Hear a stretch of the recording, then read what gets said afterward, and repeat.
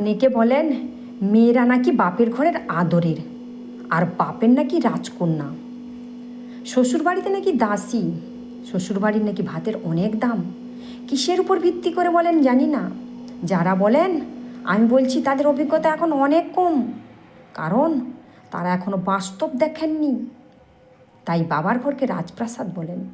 অল্প বয়সে বিয়ে না হয়ে 30 বছর পর্যন্ত অবিবাহিত হয়ে থাকুন, তারপর দেখুন ভাত গলা দিয়ে নামে কি না, এক টেবিলে বসে খেতে পারেন কি না।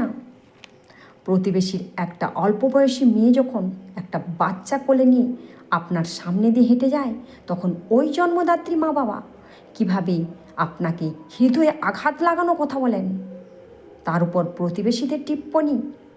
আর যদি ভাইয়ের হোটেলে বসে খান, তবে সেটা ভাত না, বিষ।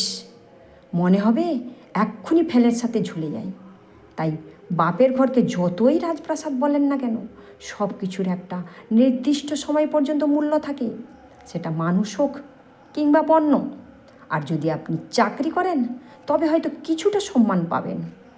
একটা কথা মনে রাখবেন, শ্বশুর বাড়িতে যদি না সুখ থাকে, তবে বাপের ঘরেও কোনো সুখ নেই। ধন্যবাদ।